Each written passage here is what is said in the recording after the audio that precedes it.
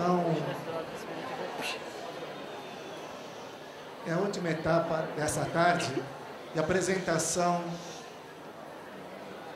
da parte que a FAO trabalhou participou desse trabalho que tem um âmbito, uma dimensão, como nós vimos até agora, uma dimensão coletiva da construção das infraestruturas urbanas. A professora Cristina Leme, vice-diretora da FAO, realmente recuperou dentro da história da cidade de São Paulo e da história da engenharia de São Paulo, começando com o Laboratório de Hidráulica, de onde surgiu a Escola Politécnica, a própria Escola Politécnica e nós, da Faculdade de Arquitetura e Urbanismo da USP, que também saímos da Escola Politécnica, sempre com essa meta, com essa visão sistêmica de estruturação do território da metrópole a partir das suas águas. Dentro dessa construção coletiva de engenheiros, arquitetos, técnicos, de modo geral, escolas públicas de engenharia, escolas públicas de arquitetura e escritórios públicos de projeto, como consideramos o Departamento Hidroviário um patrimônio nesse aspecto do escritório público de projetos de infraestrutura, a FAO participa com todo o seu corpo docente e alunos, ambos estudantes, nessa dimensão rumo a uma política de Estado, que vai muito além, como o Tércio e o Riva disseram, da política de governo. É inventar, na verdade, no âmbito das infraestruturas, um jeito de trabalhar integrado, o que poderíamos dizer, nas infraestruturas das mentalidades. Então, algumas homenagens, se eu pudesse citar alguns autores, a Cristina falou do Fonseca Rodrigues, que tem nome de avenida, Oswaldo Pacheco, falamos sempre do Saturnino de Brito, que deveria receber o título da FAO de arquiteto, porque ele tinha uma visão sofisticada, a partir da engenharia hidráulica e sanitária, uma visão sofisticada de estética urbana, que falava na época, e dentro das possibilidades de tratar o rio como uma máquina hidráulica. Um rio urbano, na verdade, passa a ser, na dimensão da estruturação da metrópole, uma máquina urbana. Mas a metrópole de São Paulo, a metrópole fluvial, que está desenhada aqui em cima, pelo grupo, vocês perceberam a quantidade de água que tem, e é uma invenção nossa, né, do ponto de vista do projeto. Não existia essa quantidade de água reservada nesses lagos artificiais, e os canais eram outros. De fato, nessa lógica nossa, muito perversa, mercantilista e rodoviarista, nós aterramos, loteamos e vendemos o leito maior dos rios. O que são os leitos maiores? As várzeas. Praticamente, a metrópole de São Paulo ocupou todos os leitos maiores de todos os rios da bacia do Alto Tietê. Poderíamos ter um outro caminho? Poderíamos. Mas a metrópole de São Paulo, quando os portugueses chegaram, que não era metrópole, mas já existia um sinal, já existia, na verdade, um embrião dessa metrópole, porque eles encontraram aqui, na bacia do Alto Tietê, uma rede de cidades, vou colocar bem entre aspas, portos fluviais. As aldeias indígenas que existiam aqui, na verdade, localizadas nas confluências, na foz de um rio no outro, era, na verdade, uma matriz do que poderia se tornar, 5 séculos depois, essa metrópole que nós temos hoje. Um dos portos fluviais, cidades portos fluviais, foi escolhida pelos portugueses para definir como o porto principal ou porto geral, que é onde foi fundada a cidade, na confluência do rio Anhangabaú com o Tamanduateí. Este porto geral era geral ou principal, porque era onde os portugueses resolveram se fixar, mas, na verdade, já está insinuado pelo próprio nome que tratava-se, na verdade, de um sistema, ou numa rede de cidades, portos fluviais aqui. O trabalho, então, eu fiz essa breve introdução, e completaria, dentro do comentário do diretor Tércio Carvalho e do Joaquim Riva, que para nós, estudantes de arquitetura e urbanismo, é muito importante uma experiência para a gente entender o que significa a coisa pública ou a iniciativa pública. A hidrovia Tietê-Paraná praticamente foi elaborada ou foi concebida dentro de uma atmosfera muito favorável por conta da engenharia do Brasil mundial, por conta do sucesso do projeto da TVA, da Agência do Vale do Tennessee. Um projeto elaborado em 1930, no auge da crise, depressão dos Estados Unidos, e que gerou um cronograma de projetos e obras até os anos 80, se não me falha a memória, que, na verdade, coloca o rio Tennessee, que para os Estados Unidos era um rio equivalente ao nosso Jequitinhonha, mereceria, então, um projeto integrado, como falou o Riva, um projeto regional, que demandaria, então, uma articulação de projetos de infraestrutura, no sentido amplo da palavra, energia, saneamento, navegação e novas cidades. Eu acho que vale a pena todos nós estudarmos o projeto da TVA, que foi exemplo para o mundo inteiro, como se articula um vale de um rio aos demais eixos de infraestruturas fluviais, no caso da América do Norte, a hidrovia Mississippi e os Grandes Lagos. A articulação arquitetônica e urbanística, então, é a parte que compete à FAO dentro desses estudos de pré-viabilidade técnica, econômica e ambiental que o Departamento Hidroviário, como autor do projeto, como aquele que produziu o termo de referência do edital, ou como nós falamos aqui na FAO, a arquitetura do programa, imaginou. O ano passado, o engenheiro Pedro Vitória falou, e a mesma coisa quase do que há 22 anos, 21 anos, o Modesto Carvalhosa falou num encontro sobre o projeto Tietê, paisagem perdida, paisagem atual e paisagem projetada. Uma exposição que aconteceu no Museu da Escultura, como exposição paralela a um congresso Lúcio Costa de Arquitetura, cujo tema era Arquitetura, Cidade e Natureza. Modesto Carvalhosa e o engenheiro Pedro Vitória, do Departamento Hidroviário, na apresentação de 12 meses atrás, colocou essa dimensão de que, de fato, ou o próprio Saturnino de Brito, há 100 anos atrás, que dizia que o problema, reconhecia que o rio urbano é uma máquina hidráulica, mas sabia muito bem que o problema dos rios urbanos não se tratava de um problema técnico ou de hidráulica, e sim um problema social. Então, isso é muito importante a gente colocar dentro dessa construção coletiva, que vai muito além das escolas públicas de arquitetura e engenharia e dos escritórios públicos de projeto. De fato, demanda uma tomada de decisão, né? Então, dentro desse estudo, o que nós colocamos aqui? Que, do ponto de vista do empreendimento público, nós poderíamos articular infraestrutura urbana, equipamentos públicos e habitação social ao longo de um eixo, de uma espinha dorsal estruturadora, que são os rios urbanos.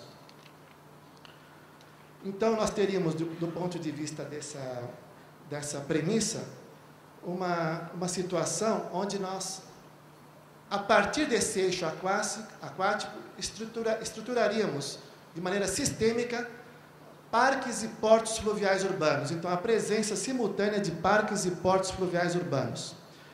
O parque e o porto, a praia e o cais. Final de verão, todo mundo está com a memória ainda das férias. O que significa ficar com vista para o lago, vista para o canal, vista para o mar? O que significa isso do ponto de vista sistêmico para uma metrópole, onde todos poderiam usufruir a presença da água e das árvores, e a presença da navegação no sentido amplo da palavra. Carga como estrutura principal e suas derivadas do ponto de vista do lazer, do turismo fluvial. Então, aqui, reforça o tripé que nós conhecemos na Faculdade de Arquitetura e Urbanismo da USP, nas disciplinas de projeto de arquitetura, que estruturam nossos estudos, infraestrutura urbana, equipamentos públicos e habitação social. E o interesse público do Hidroanel passa, na verdade, por uma articulação de 3 políticas públicas nacionais.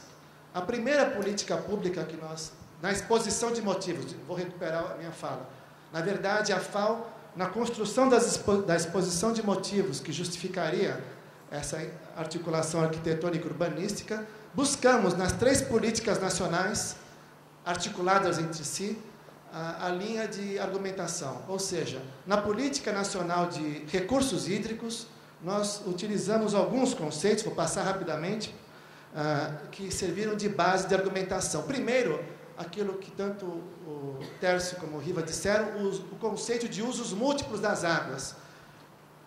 Temos que superar aquela coisa do patinho feio que o Riva disse, e nunca mais acontecer o que aconteceu em Itaipu, por vários motivos, até militar. Para construir a barragem de Itaipu, foi aberto um canal lateral do lado do Paraguai, escavado em rocha, que se tivesse uma visão integrada, sistêmica, como a TVA do Tennessee, né, uma visão abrangente, se não fosse outro país, a jusante, provavelmente esse canal lateral poderia servir como uma escada de eclusas, e não fizemos. O Plano Nacional de Recursos Hídricos, de 1997, praticamente coloca esse conceito de usos múltiplos. Projetos e obras para um determinado uso não podem inviabilizar outros usos. Outro conceito importantíssimo para nós é o conceito de unidade hidrográfica de gerenciamento. É claro que nós temos o país dividido em unidades políticos-administrativas, mas tem um conceito cada vez muito mais presente, que é a unidade hidrográfica de gerenciamento, a bacia hidrográfica, subbacia, microbacia. E o outro conceito importante, vou passar rapidamente aqui, é o conceito do poluidor-pagador. No âmbito da iniciativa pública, o que eu poderia dizer, no sentido do circuito fechado, um prefeito de uma pequena cidade do interior que está às margens de um rio, o que ele faz na história da humanidade? Ele capta a água, faz um canal de derivação desse rio, a montante, ou rio acima, não é isso? E distribui, coloca num tanque cloro, o que precisa para tratar um pouco essa água, e distribui para as torneiras das casas dessa pequena cidade. Depois, essa água suja, ou esgoto das bacias sanitárias, é coletada por uma rede, e esse prefeito joga o esgoto rio abaixo, ou a jusante. Um termômetro, que eu poderia colocar como uma alegoria, uma metáfora do poluidor-pagador, seria chegarmos a um grau de sofisticação e civilização onde o prefeito tem, dentro de uma perspectiva do urbanismo da confiança, da convivência, ter a coragem de captar água rio abaixo, ou a jusante, e tratar e distribuir, e jogar no rio o esgoto rio acima, ou a montante. Mas você vai falar assim, bom, mas nós aqui na nossa cidade estamos todos conscientes, mas a cidade é montante, não vai fazer isso. Por isso que o projeto das infraestruturas fluviais vai para uma dimensão, evidentemente, da iniciativa pública, mas também visceralmente ligado à questão da tomada de consciência política de cada cidadão da cidade do Brasil. A segunda política nacional, a Política Nacional de Resíduos Sólidos, promulgada em 2010, fala de conceitos importantíssimos, diferente daquilo de que, se você for ler os planos diretores dos anos 60 da metrópole de São Paulo, da cidade, realmente parece projeto de jardim, paisagem e edifício. Sempre é por último, colocam 3 cabos de vassoura e falam que é paisagismo. O projeto de navegação, em todos os planos diretores dos anos 60, aparece como um apêndice, como assim, bom, então vamos falar da navegação. É um parágrafo. Então, dentro da Política Nacional de Resíduos Sólidos, há uma dimensão que tira do patinho feio a navegação fluvial no Brasil e está entre linhas, na Política Nacional de Resíduos Sólidos, o transporte fluvial, numa possibilidade, ele mesmo se tornar a própria conceito que nós vamos falar aqui, desculpa, está redigido errado, né? Aqui, me desculpa, está inverso, está invertido. Política Nacional de Resíduos Sólidos é essa trinca aqui, né? Coleta seletiva, ecologia industrial e logísticas reversa. A Política Nacional de Mobilidade Urbana foi promulgada agora, meses atrás, que fala da importância do transporte fluvial e do transporte de carga, que é essa trinca que está aqui, transporte fluvial de cargas, veículos urbanos de carga e a multimodalidade. É claro que, como o Tércio comentou, sou suspeito também por andar de bicicleta, vou falar também que foi uma vitória nesse plano, porque entrou o veículo urbano não motorizado também como pauta importante, e o pedestre, como todos somos pedestres, né? Mas aqui, como trata-se do hidroanel e não do sistema de hidrovias e não de ciclovias, nós vamos então colocar um ponto aqui do Plano Nacional de Mobilidade, que é o transporte fluvial de cargas.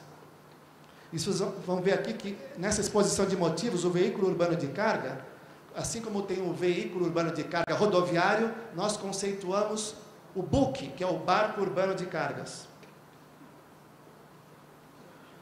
Então, estou repassando aqui o que já foi dito, alguns conceitos precisaria ser colocado aqui. O Brasil, ele é naturalmente navegável. Você vai na Ilha do Marajó, os portugueses fizeram isso, antes outros povos, você consegue subir milhares de quilômetros, cheguei em Quitos, no Peru, navegando naturalmente. Não há nenhuma barreira no Rio Amazonas, da condição marítima para fluvial. Nenhuma barreira. É um rio que é um verdadeiro mar. Essa é uma navegação natural.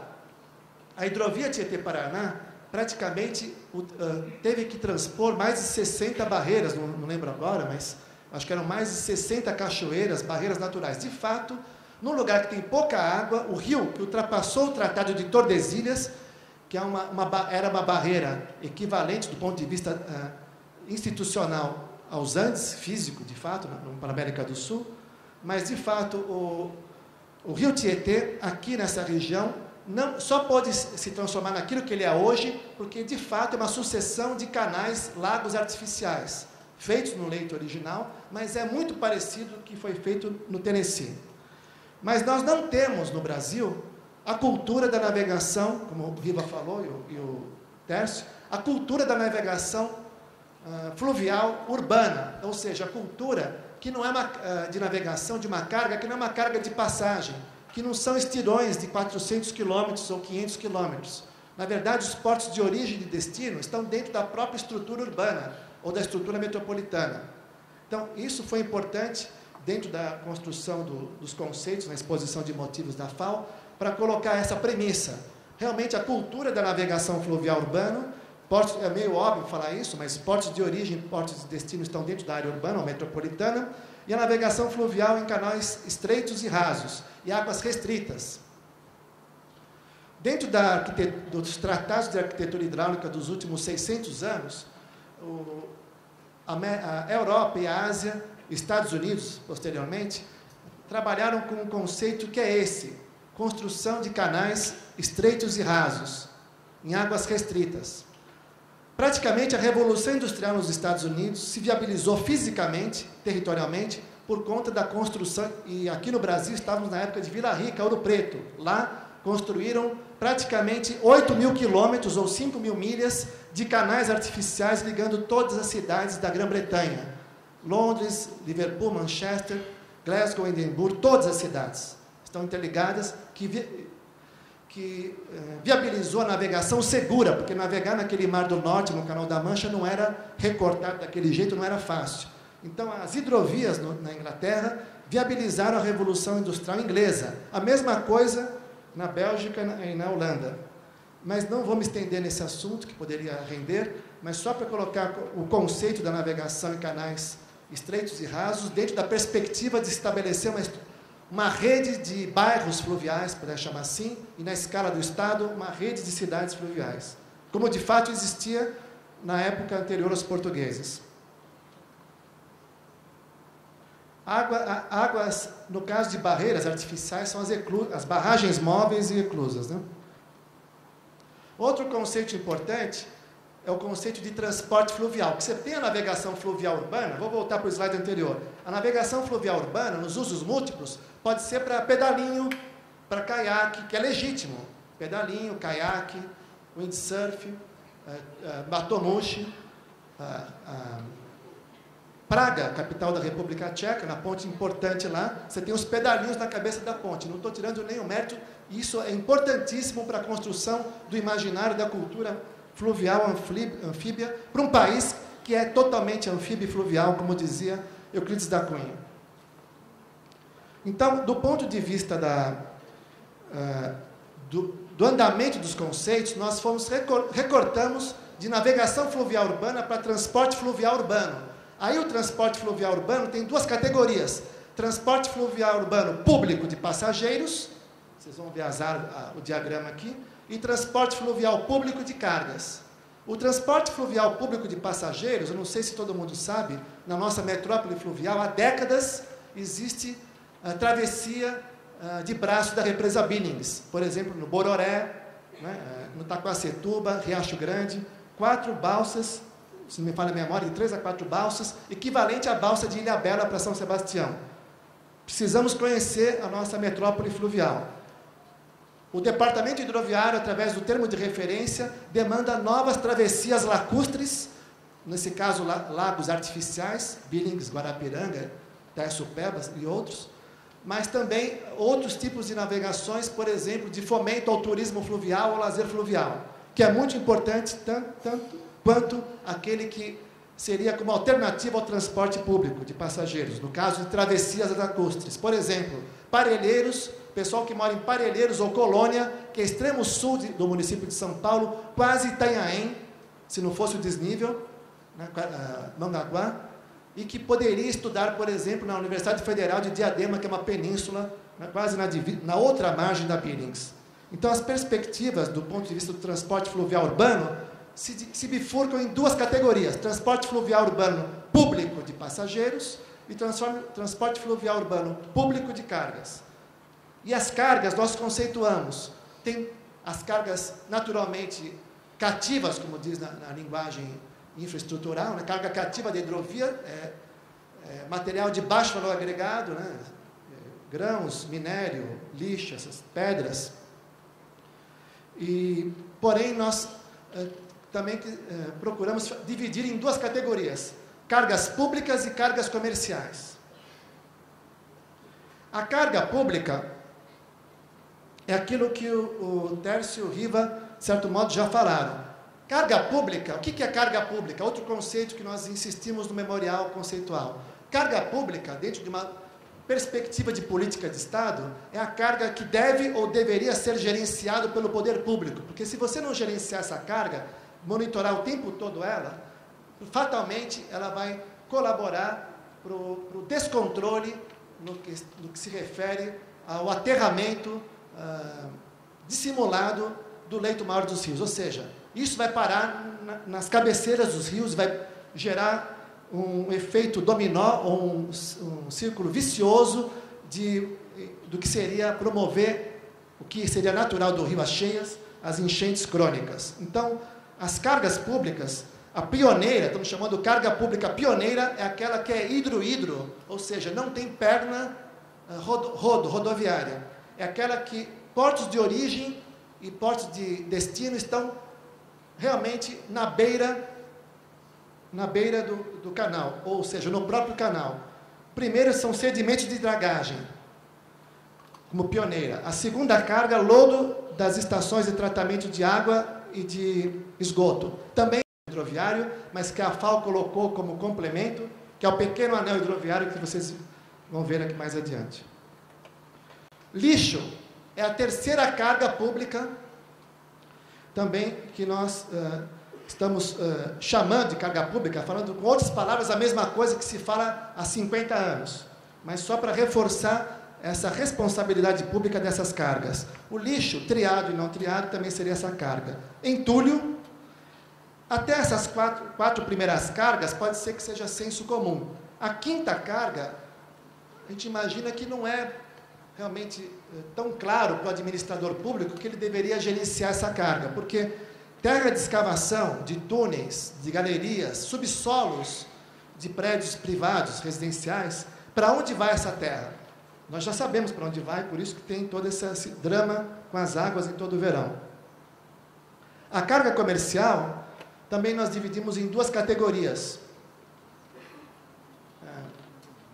A carga comercial, dentro de um conceito da Política Nacional de Resíduos Sólidos, que é a logística reversa.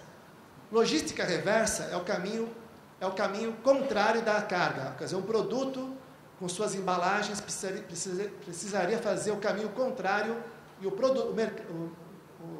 mercador e o produtor deveriam se responsabilizar pelo destino dessas embalagens, desse produto, esse computador, quando a vida útil dele passar.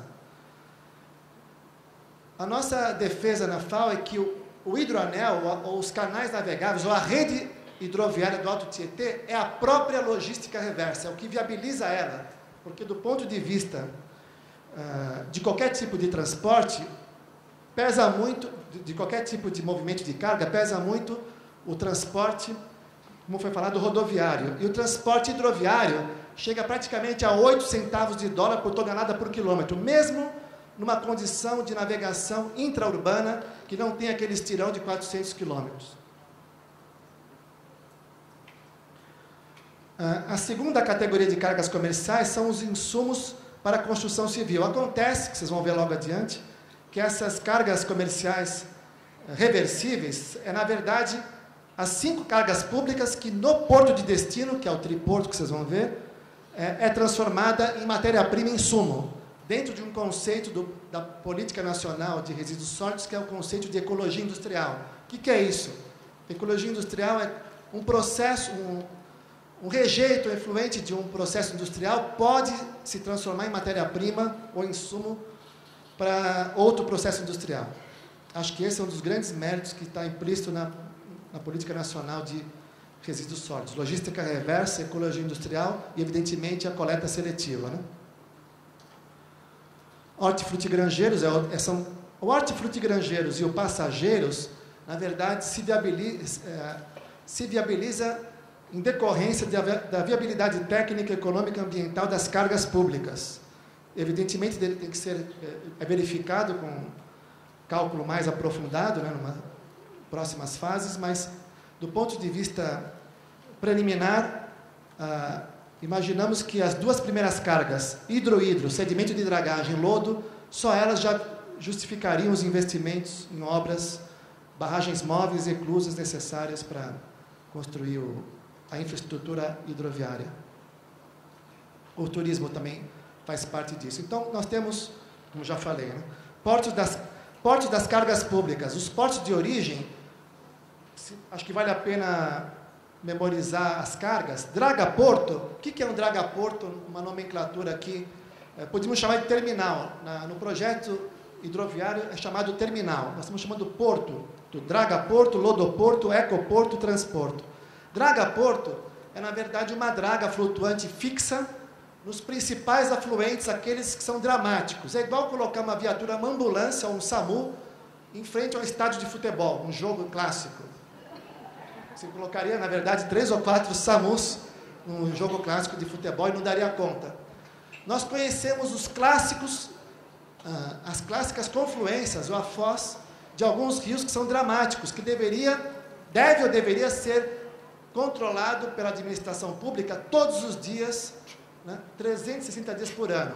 As dragas portos flutuantes fixas estariam localizadas no Tamanduateí, o rio que deu origem à cidade, o antigo Piratininga, o Aricanduva, que é o 4º principal rio da cidade, o Cabuçu de Cima, o Pirajussara, que passa aqui em frente à USP, que também a gente vê o drama, né, que acontece com o Pirajussara, o que ele vomita, né, na foz, no Pinheiros, por conta dessa instabilidade, essa fragilidade do ponto de vista da construção da cidade.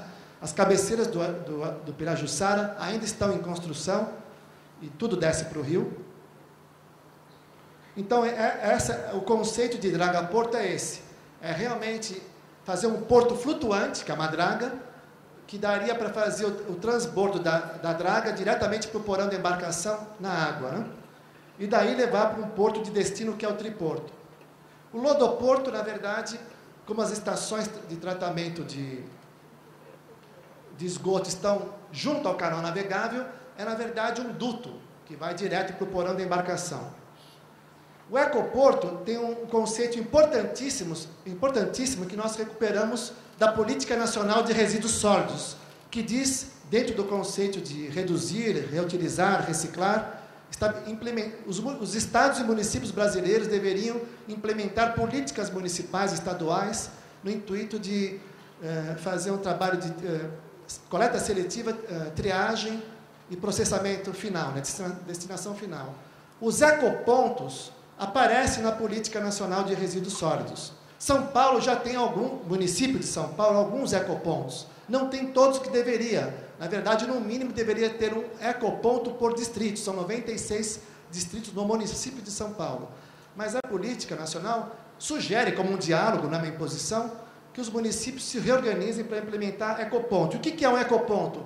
É um endereço público, uma praça de serviço, onde pode existir entrega voluntária de material reciclado por parte da população. O ecoporto, portanto, é um ecoponto que está à beira do canal navegável, que recebe carga direta. Nós, como cidadãos, podemos levar no porta-mala do carro alguma carga que é triada, já separada em casa, diretamente para o ecoporto, mas também da rede de ecopontos da metrópole, nós teríamos um trecho rodoviário, um veículo urbano de cargas, transferindo a carga do ecoponto para o ecoporto. O ecoporto, mais do que um equipamento de infraestrutura, reúne também a dimensão do equipamento público de educação ambiental, porque lá você pode ter toda uma série de oficinas e exposições permanentes da importância do reutilizar, do reciclar, ou seja, aqueles mercados de trocas que todos já devem ter visto, que é muito comum, por exemplo, na Europa, poderíamos ter aqui numa agenda articulada com 60 endereços, são 60 ecoportos localizados ao longo do anel. O transporto vem a raiz desse termo, transporto, podia ser transterminal, vem da expressão que hoje é usada já para o transbordo rodo-rodo. Um caminhão coletor de lixo transfere a carga para uma carreta para ir para o aterro. Isso chama-se estação de transbordo. Tem uma no Bom Retiro, outra na Vergueiro e assim por diante. Nós utilizamos isso, que já é muito conhecido no aspecto rodo-rodo, e chamamos de transporto, por se tratar, enfim, de uma tombagem de carga rodo-hidro. E o triporto, o porto de destino, é, na verdade, uma planta industrial.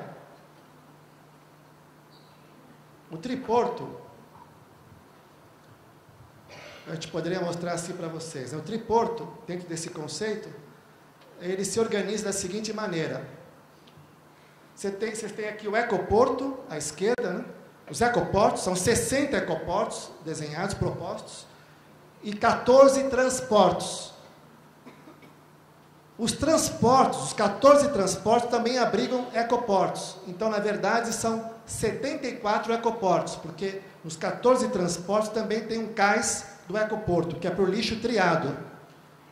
O que o transporto faz? O transporto, ele pega aquele lixo não triado, o entulho não triado e a movimentação de terra. Então, para o transporto, serão encaminhados os caminhões coletores de lixo, os caminhões caçambeiros de entulho e os caminhões bota-fora de terra. Já no ecoporto, as embarcações podem ser embarcações mais específicas. O barco do vidro, o barco do plástico, o barco do pneu, assim por diante.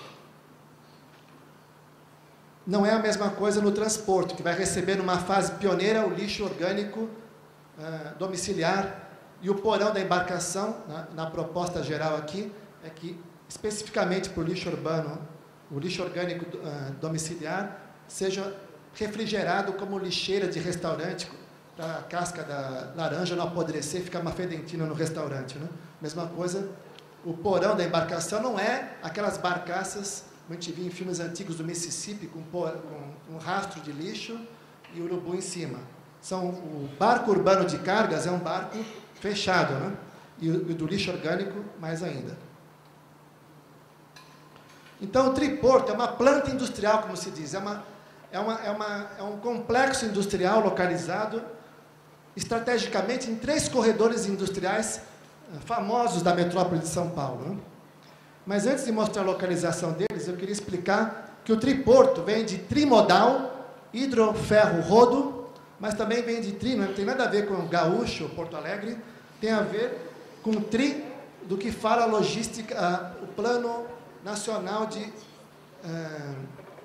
Recursos Hídricos, de resíduos sólidos, que é triagem, processamento e destinação final. E a destinação final, aqui nessa meta de 8 governadores e 8 prefeitos, a meta é o aterro zero, né? Isso que nós estamos, de maneira ambiciosa, colocando como um desafio de construir uma indústria montadora verde, né? Nos 3 corredores principais, o corredor de Osasco, o corredor de Guarulhos, o corredor da Anchieta, São Bernardo, né? Que é onde tinham pavilhões industriais, indústrias de base, o desdobramento a partir desses triportos, que são terminais de destino de cargas, mas que possa abrigar nesse terminal de destino essa processadora que vai transformar as cargas públicas, que é tudo aquilo que a gente não quer ver, lixo, entulho, terra, né, lodo, em matéria-prima e insumo. E daí distribuído por esses 3 corredores. Então, aqui dentro, depois vocês vão ter acesso pelo site do grupo, né, e está exposto, para ver com mais detalhe esse diagrama. A gente pede desculpas, teve assessoria de engenheiros de produção, engenheiro Ikeda, né, e com experiências da Coreia e de outros países, mas aquilo do circuito fechado, que eu já falei, né? Então, tem aqui biodigestores, vocês vão ver na maquete eletrônica, tem até termoelétrica compacta, né? Mini termoelétrica compacta, onde os vapores da termoelétrica e todos os gases são reaproveitados, energia produzida, aproveitada para movimentar todos os equipamentos do próprio triporto. Termoelétrica por quê? Porque tem certas cargas, como vocês sabem, certos resíduos, que não podem, como está nessas políticas, tanto nacional como estadual, resto de cirurgia, mesa de autópsia de necrotério, centro de zoonose e assim por diante, lixo hospitalar, não pode ser reaproveitado. Então, certas coisas precisam, são 2 categorias, né? Resíduos e rejeitos, que eu não vou me estender aqui. O rejeito, tem um rejeito que realmente precisa ser incinerado. E a ideia era realmente aproveitar dentro desse conceito de produção de energia. O porto de destino das cargas públicas, então, passa a se tornar, na outra extremidade, porto de origem dessas cargas revertidas em insumos e matéria-prima. Dentro de uma política de Estado, evidentemente, deveria existir uma prioridade para as obras públicas, aquele tripé que nós falamos no início. Infraestruturas urbanas, as demais infraestruturas urbanas de saneamento ambiental, mobilidade urbana e transporte público, que é o tripé que configura as infraestruturas urbanas, saneamento ambiental, mobilidade urbana e transporte público, mas também as redes, construção de equipamentos, escolas, creches, hospitais. Se, por exemplo, tiver excedente de argila, de um tipo de escavação, você pode produzir materiais, tijolos maciços, numa certa época. Esse tijolo pode ser, então, uma orientação em sistemas construtivos para habitação social, por exemplo. Outro momento tem outro tipo de carga. Então, esse tipo de situação que a gente imaginou, que a prioridade seria para o poder público, para as obras públicas. A segunda prioridade seria para o empreendedor privado. Mesmo se houvesse um excedente, nesse exemplo que eu dei de muita escavação de rocha, no triporto foi triturado e virou brita para concreto, como trata-se de um entroncamento trimodal, hidroferro e rodo, dentro de uma visão sistêmica de gerenciamento integrado, basta embarcar nos vagões, né, do ramal ferroviário que está dentro do triporto e ir para uma outra região metropolitana, Campinas, Santos, assim, que precisaria desse tipo de carga, excedente que a metrópole eventualmente não pudesse absorver. Intuitivamente, nós sabemos que terá fôlego de muitas décadas absorvendo essa matéria-prima. Mas, se sobrar, o entroncamento hidroferro e rodo poderia levar para outras regiões. Então, já falei, né, triagem, processamento e destinação final, e a meta é o aterro zero. Surpreendentemente, quando nós apresentamos esse trabalho ano passado, um professor de Nova York disse que o lixo de Nova York percorre, sei lá, 1.000 quilômetros, né? Ele falou, né? Tá aqui, 1.800 quilômetros. Quer dizer, é muito fácil, ninguém quer enxergar isso. Empurrar com a vassoura o lixo para a soleira e acha que resolveu o problema. Então, acho que seria outro termômetro de civilização para a metrópole de São Paulo, realmente ter uma política pública integrada de recursos hídricos e resíduos sólidos e mobilidade urbana, né? Os 3 triportos são esses, 3, a oeste, né? É o famoso entroncamento, desde os anos 60 aparece esse lugar, que é o de Carapicuíba, né? A famosa lagoa. O da direita, nós deslocamos um pouco, mas é naquela região de Guarulhos, Zona Leste, está praticamente em um entroncamento hidroferro e rodo em Itaquaquecetuba, onde tem aquelas crateras, parece uma cratera, parece que caiu uma bomba lá. Essa aqui parece um bombardeio lá no Iraque, sucessivo, né, que uma devastação completa, que são as cavas, são os portos de areia, né? E o terceiro triporto, que é o porto, ou terminal de destino, como no linguajar da engenharia de projetos de transportes hidroviários, é o triporto do dique da Anchieta, da rodovia Anchieta. Então, vocês podem notar, não consigo movimentar, certo? Deixa eu ver, consigo. Esse daqui, onde está a mão, existe, na verdade, um reverso, dentro do conceito de logística reversa, não só de você transformar o que é lixo em matéria-prima, mas também de uma recuperação ambiental urbana no âmbito da produção metropolitana. Ou seja, esse corredor, que tinha fábrica de locomotivas e vagões, que é o de Osasco, essa região toda, pode ser recuperada, na verdade, dentro desse conceito de desdobramento, como se fosse uma montadora automobilística ao contrário. Uma Volkswagen, uma Ford, que você tem as indústrias satélites que fornecem para a montadora, aqui o triporto faria um caminho contrário. Matéria-prima, insumo, poderia ser distribuído para esse corredor industrial de Osasco ou corredor industrial de Guarulhos e Zona Leste, né, extremo leste, que todas aquelas indústrias que estão, né, galpões abandonados, ou então o corredor industrial da Anchieta, que chega até o Ipiranga, Vila Carioca. Então, essa perspectiva pode ser muito interessante para a gente pensar numa metrópole que não é só de serviços, quer dizer, ter a produção verde, a produção limpa, dentro daquilo que ninguém quer enxergar, que é o lixo, que ninguém vê como riqueza. As águas, o anel hidroviário, ou o hidroanel, é, na verdade, o nosso ouro azul, né? Mais importante do que qualquer coisa que a gente encontre cavando o fundo do nosso quintal. De maneira muito perversa, o nosso urbanismo rodoviarista e mercantilista impõe escavação de 2 ou 3 subsolos para guardar carro, esses tanques de guerra, 4 vagas na garagem, que além de tirar aquele volume de terra, que nós sabemos que vão para as cabeceiras dos rios, vai aterrar o leito maior, que vai piorar mais ainda o problema das cheias, além do mais, 24 horas de drenagem sem interrupção do lençol freático, que é uma coisa que é patrimônio da União, patrimônio do povo brasileiro. Então, são coisas que o hidroanel poderia superar na visão múltipla das águas, né? O Tércio já mostrou, são 3 subsistemas definidos pelos 3 triportos, que são os portos de destino das cargas, né? Os subsistemas, dentro de uma visão, todo projeto sistêmico tem que ter hierarquia de rede, polo de rede e redundância, né? A gente sabia desde o Montezuma, lá, quando era o México, sabe a importância da redundância de aquedutos, assim por diante. Então, aqui há do ponto de vista sempre da arquitetura e do urbanismo, falta os cálculos da engenharia, um certo desequilíbrio, e ao mesmo tempo que poderia fazer, se der um problema, uma sobrecarga no triporto, tem outro de emergência. O triporto pioneiro, num cronograma de projetos e obras, evidentemente, é o triporto da Zona Oeste, a Jusante, que é a Jusante é rio abaixo, que é o de Carapicuíba. Eu acho que, quando chega nessa parte, é melhor passar rápido, porque aqui tem uma série de...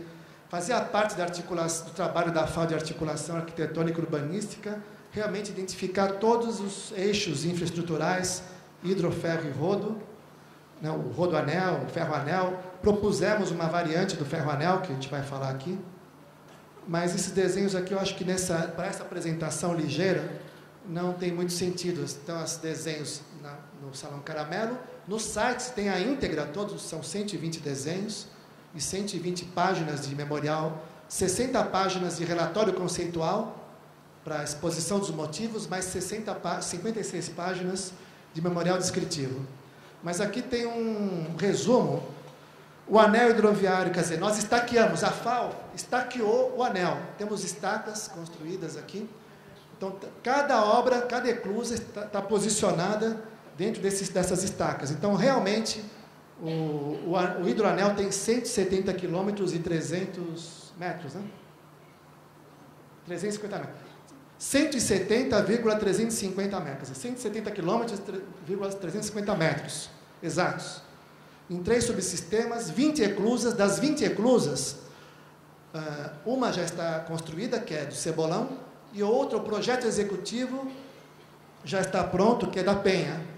Restam 18 eclusas. Acontece que dessas 18 eclusas, 10 praticamente configuram o canal Billings-Taessupeba, que nós estamos colocando dentro de um conceito de canal lateral e escada de eclusas. Então, vamos falar logo adiante sobre isso. Mas é importante entender que dessas 20 eclusas, uma já existe, uma já está com o projeto executivo pronto, que é da Penha, e 10 é do canal Billings-Taessupeba, num conceito, não é uma eclusa única, é uma escada de eclusas. São 2 escadas de eclusas.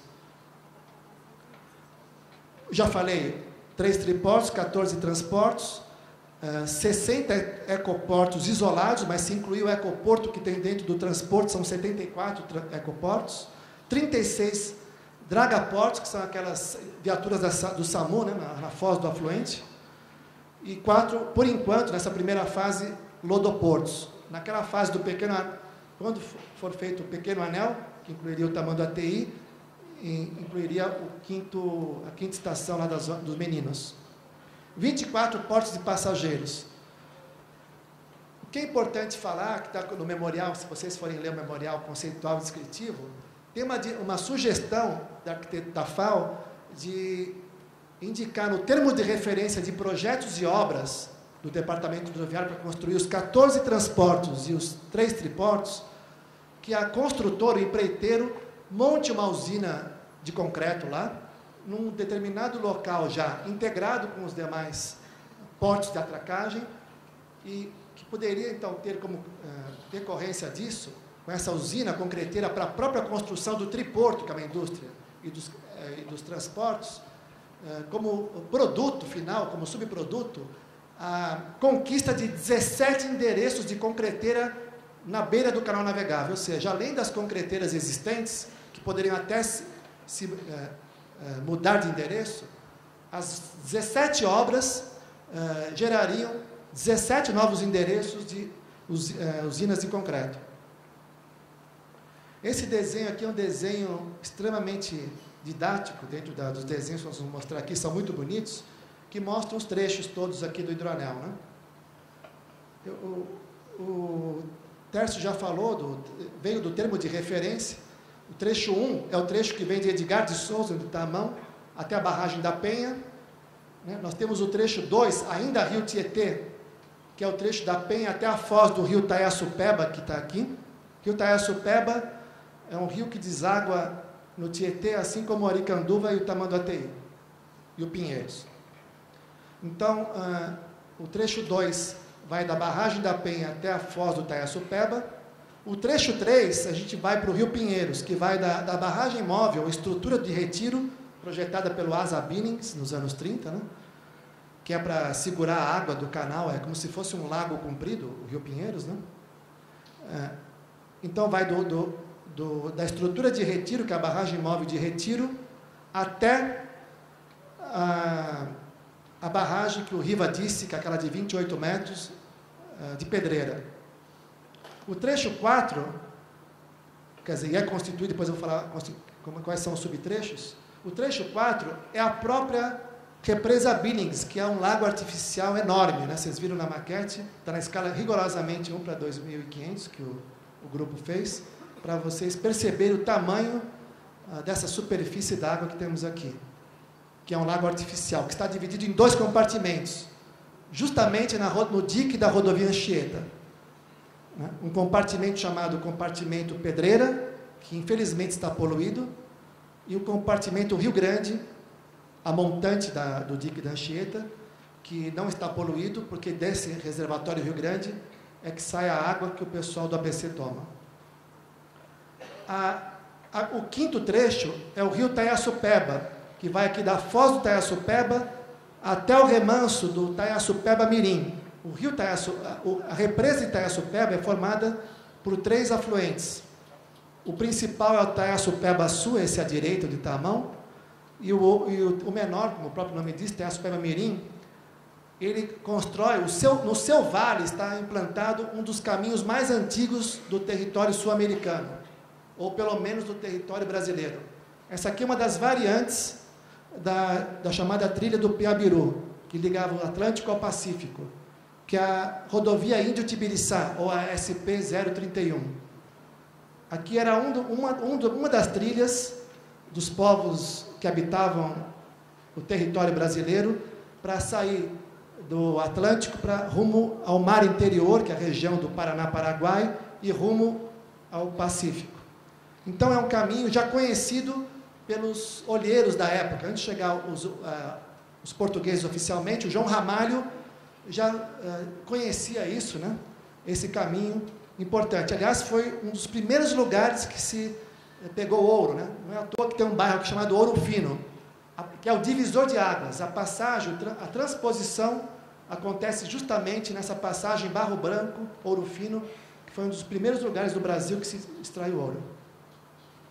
E o sexto trecho é exatamente o canal Bining-Estaiaçupeba, de 17 quilômetros. Exatamente, um pouco menos de 17 quilômetros até, que a gente vai falar para vocês. Então, o trecho 1, ele está subdividido em trecho 1A, que vai de Edgar de Souza até a Lagoa de Carapicuíba, onde seria instalado o triporto de Carapicuíba. O trecho 1B, da Lagoa de Carapicuíba até a Eclusa do Cebolão. O 1C, da Eclusa do Cebolão até a foz do Tamanduateí. O Saturnino de Brito projetou em 1920 uma barragem móvel com uma eclusa na ponte, onde é hoje a ponte do Pacaembu. Vocês podem ver que os pilares da ponte, aquela ponte foi desenhada a partir da diretriz do projeto Saturnino de Brito. A ponte tem um pilar, parede de pilar, que era para ser instalada uma barragem móvel. Ele imaginava formar aí, como a professora Cristina Leme mostrou, 2 lagos artificiais bem no centro da cidade de São Paulo, na foz do Tamanduateí. Nós identificamos esse trecho, 1C, como importante porque o Tamanduateí, a foz do Tamanduateí, tem uma importância do ponto de vista hidráulico, né, da descarga de sedimentos, e também uma importância no âmbito simbólico, né, metafórico. É o Rio do Brasil, foi daqui que saiu o pessoal que ultrapassou Tordesilhas. O trecho 1D vai da foz do Tamanduateí até a barragem móvel da Penha. O trecho 2, que é a montante da Penha, 2A, isso é importante, o trecho 2A, 2B e 2C, definem 3 lagos-canais. A proposta da FAO para o Departamento Hidroviário é que se constitua aí, não só o canal de navegação, como nós falamos para vocês, dá para se navegar em canais estreitos e rasos, com 30, 40, 50 metros de largura, 2,5 metros de calado, de profundidade. Mas nós estamos propondo um lago com uma superfície muito mais abrangente do que o canal estrito. Então, o objetivo aqui é dos usos múltiplos, de tal modo que a proposta do hidroanel colabore de maneira integrada para o plano de macrodrenagem. Então, o trecho 2A, vocês vão ver no desenho depois, é o lago, estamos chamando de lago-canal da barragem móvel Penha. Então, lago-canal Penha. O trecho 2B, por que lago-canal da Penha? Porque ele começa na barragem da Penha e o remanso dele é na foz do rio Jacu, um pouco adiante, justamente onde está a estação de tratamento de esgoto de São Miguel Paulista. O trecho 2B vai da estação de tratamento de São Miguel Paulista até um trecho aqui de Itaquaquecetuba, onde está colocado o triporto, implantado o triporto.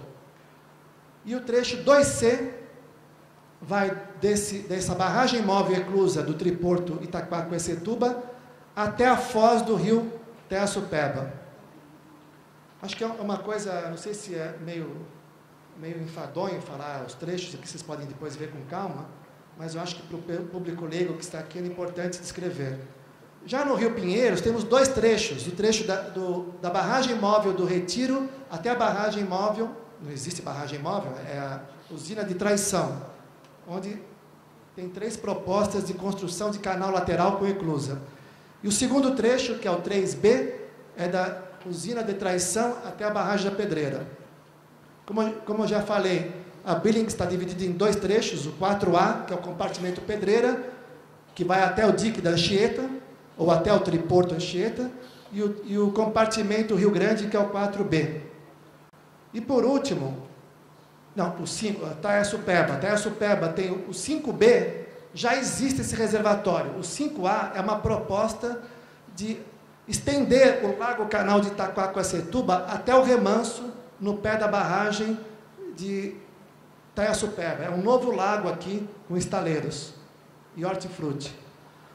O trecho 6 é constituído por 2 escadas de eclusa. Uma escada de eclusa do Taiaçupeba Mirim e outra escada de eclusa do Estiva, que é ao lado da Billings. E um canal de partilha.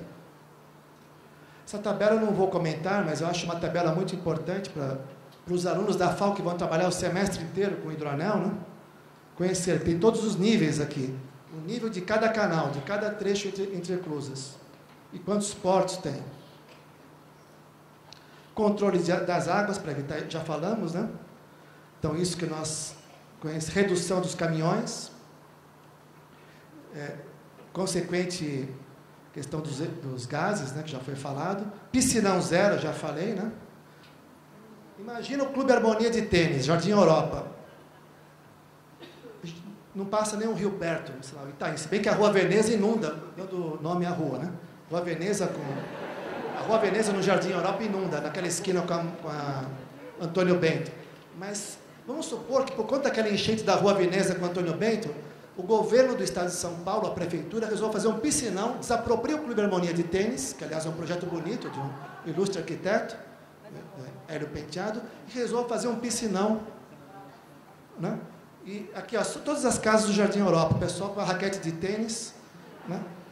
Então, a gente tem que pensar nessas questões. O projeto do hidroanel é uma possibilidade de gestão integrada, sistêmica, de vasos comunicantes, máquina hidráulica de vasos comunicantes, e aquilo que o Saturnino de Brito falava, em 1920, quando ele falava de melhoramentos urbanos e estética urbana.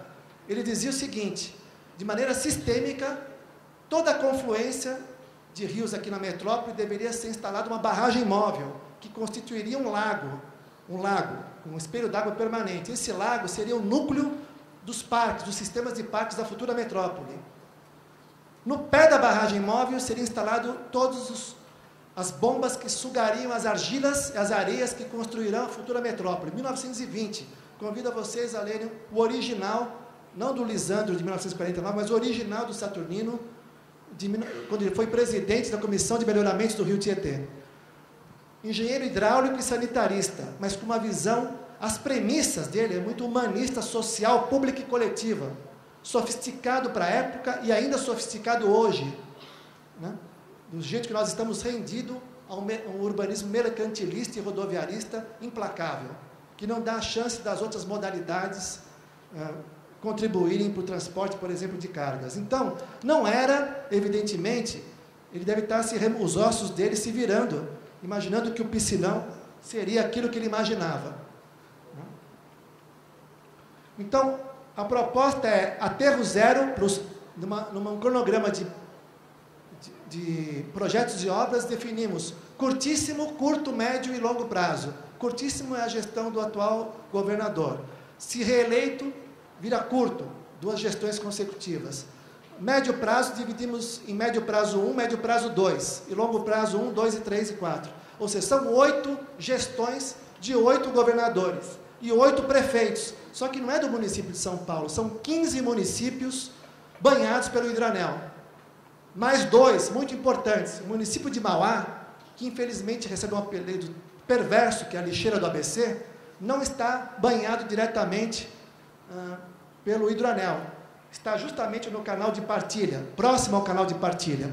E ele deveria ter uma atenção especial e também tem que estar visceralmente articulado nessa política de Estado que articula políticas de governo. O município de Santa Isabel, que sequer está na bacia do Alto Tietê, mas está na metrópole de São Paulo, também é outro município que recebe lixo do litoral, que é uma vergonha. Então, esses municípios, poderíamos incluir mais um, 18º, que é São Caetano, que não é banhado numa primeira fase pelo hidroanel. Pelo pequeno anel, São Caetano será banhado, mas não será numa primeira fase. Primeira fase, eu digo, os próximos, até 2042. Mas acho que é interessante nós todo estudante de arquitetura, que são alunos e professores, tem essa dimensão de servidor público, né? Eu acho importante essa dimensão de servidor público. Projeto de infraestrutura é o típico projeto que a gente percebe que o tempo não passa, viu, Riva? Quem passa somos nós. Então, na verdade, é importante ver que um projeto de infraestrutura, nós que inventamos ele, né? Porque o tempo realmente somos nós que construímos. Passa muito rápido, 30 anos. Então, a meta do aterro zero e cava zero é lá para longo prazo, né? Para ter realmente a incorporação desses trabalhadores que já têm, do ponto de vista, é um trabalho super digno, que a classe média, por exemplo, não teria coragem de fazer, é muito importante, mas que eles consigam trabalhar num patamar de triagem e processamento com as cooperativas dentro dos triportos e transportes e ecoportos. Então, a qualidade, como a Laor Café falou há 20 anos atrás, e as políticas falam isso, é impossível falar de qualidade da água urbana sem falar da qualidade da questão do lixo, da gestão do lixo, né? E praticamente esses 170 quilômetros passam a ser um anel gatilho, né? Um anel desencadeador da constituição da rede hidroviária do Alto Tietê, ou a rede hidroviária da metrópole de São Paulo. Porque, na verdade, de Jusante para Montante, nós podemos conquistar canais navegáveis dos afluentes, como, por exemplo, o Cabo Sul de cima, o Cabo Sul de baixo, o trecho final, né, do Cabo Sul de cima e o Cabo Sul de baixo, o próprio Aricanduva, são reformas dos canais. E, para isso, eu queria colocar um comentário que eu encontrei nos documentos, estudando essa questão do hidroanel. Um senhor que fabricava uma fábrica, uma olaria localizada no Bom Retiro, perto da rua onde fica hoje o transbordo do Bom Retiro, que em 1910 ele pedia autorização a São Paulo, ao prefeito de São Paulo, acho que era presidente da província, para abrir um canal de derivação, que é o nome, um canal de derivação artificial do rio Tietê até o interior da olaria dele, da fábrica de telhas e tijolos. Eu queria fazer essa observação porque o Riva comentou, né, a hidrovia Tietê-Paraná, e a questão, eu falei da TVA, do Tennessee, o conceito de canal de derivação, canal lateral, é muito importante que a gente assimile dentro do conceito de arquitetura hidráulica, ou arquitetura especificamente de canais artificiais. Canal de derivação, canal lateral, deveria ser assumido. Se por acaso precisar, dá para expandir a rede a partir desse tipo de construção totalmente artificial, como eu disse, que foi feito em alguns lugares do mundo. Então, aproveitando alguns rios que, infelizmente, foram canalizados de maneira torta, enviesada, a reforma desses canais, abrindo praças d'água que vão abrigar as dársenas de manobra das embarcações onde serão os transportes, poderia ser um caminho para implementar, do ponto de vista que nós já, durante os últimos 20 anos, conseguimos medir, uma rede hidroviária do Alto Tietê de 600 quilômetros, a partir desses 170 iniciais. Então, nós teríamos uma cultura fluvial, ambiental, urbana, a partir da construção da cidade de frente para esse anel hidroviário, né?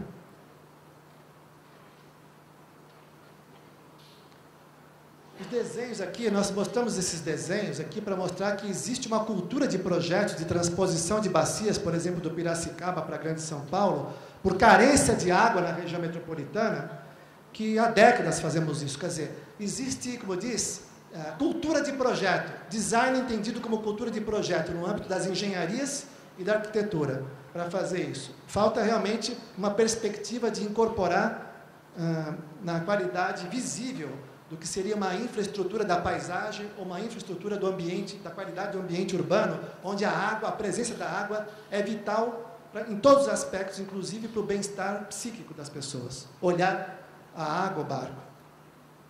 Não vou, desculpa que já ultrapassei de longe o tempo, né? Ultrapassou o tempo? Né? Passou? Mas o que eu queria mostrar para vocês, tem um desenho muito bonito aqui. Esse aqui é a metrópole, né? Não sei, aqui tem o perímetro da metrópole de São Paulo. Os municípios, os 15 que eu falei. Os eixos. E essa planta é muito bonita, que é uma planta foi construída a partir do desenho da Emplaza. Isso aqui são as curvas e níveis, né, da Emplaza, que revelam a quantidade. Esse aqui são os leitos, o que está preto aqui é o leito maior que a cidade, que a metrópole ocupou, né? É muita extensão territorial, né?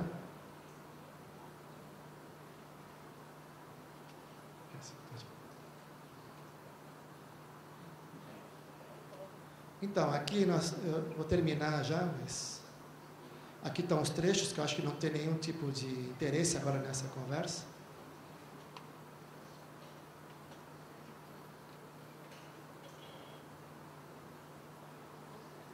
São as fases. Esses trechos estão ligados a uma proposta de cronograma, que isso não dá para controlar, isso depende do administrador público, mas aqui o grupo de pesquisa fez uma proposta para poder dar um nexo ao trabalho aqui da geometria, né?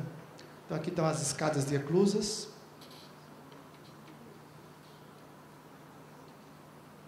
Esse último trecho que eu tenho a falar dele é o seguinte, que vale a pena mais 3 minutos de conversa, é o seguinte: aqui o Taiaçupeba o sistema Tietê Cabeceiras hoje, a gente pode dizer que também é desenho. Foram vários engenheiros hidráulicos, mas podemos dizer que o Saturnino de Brito foi um desses que condensou esse projeto do Tietê Cabeceiras. E o Billings também, a equipe do ASA Billings também imaginava o anel. Mas o que nós estamos propondo aqui é que esse anel, o canal Billings-Taiaçupeba de 17 quilômetros, seja, na verdade, também nos usos múltiplos, um canal de transposição das águas potáveis da Taiaçupeba, ou dos reservatórios a montante, para o compartimento Rio Grande. Isso é muito importante, porque no caso de uma estiagem severa, que prejudique o nível d'água do compartimento Rio Grande da Billings, o pessoal que mora no ABC, São Bernardo, Santo André, poderia receber a água por transposição do sistema Tietê Cabeceiras. E até essa água poderia descer por gravidade para o compartimento Pedreira, que está poluído, que seria lamentável, porque ele iria misturar água potável com água poluída no primeiro momento, ou então poderia descer para Cubatão, movimentando as turbinas, que não se movimentam por conta do problema da poluição.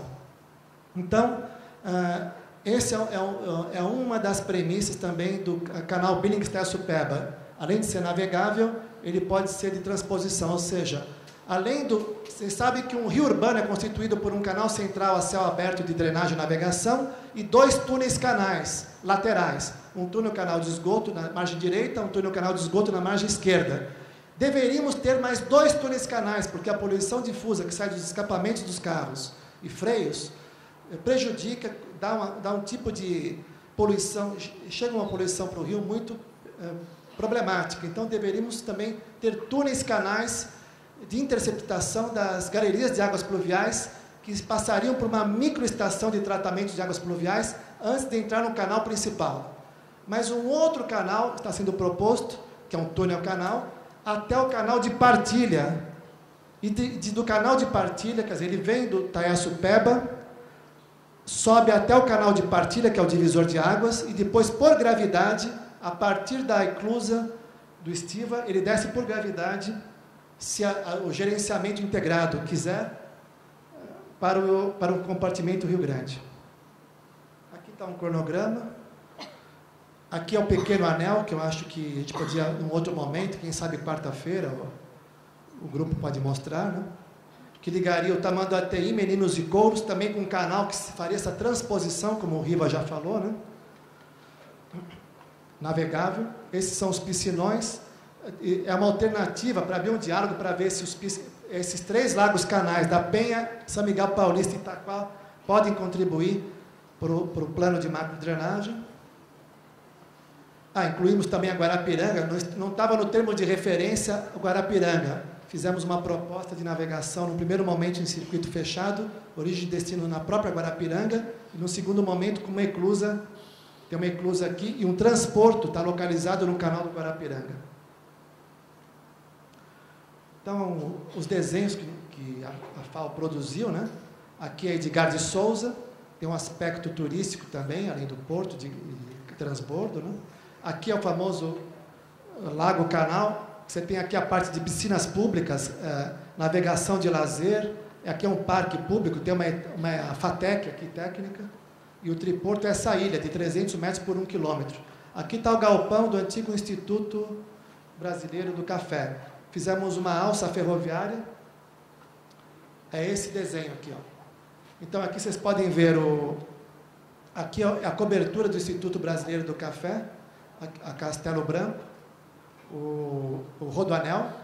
Fizemos uma variante, porque a ferrovia já está sendo utilizada para transporte público de passageiros, então fizemos uma variante, que está na planilha, quem quiser ver quantos quilômetros teria essa variante, que entra nessa ilha artificial.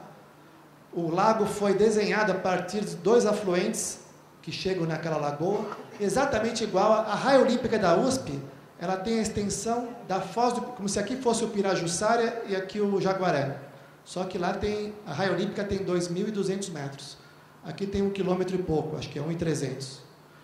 E que construiria, então, essas dársenas cobertas, né? Tem trechos que o barco entra, como se fosse o Salão Caramelo, no caso do lixo orgânico, para não ter problemas de odores, assim.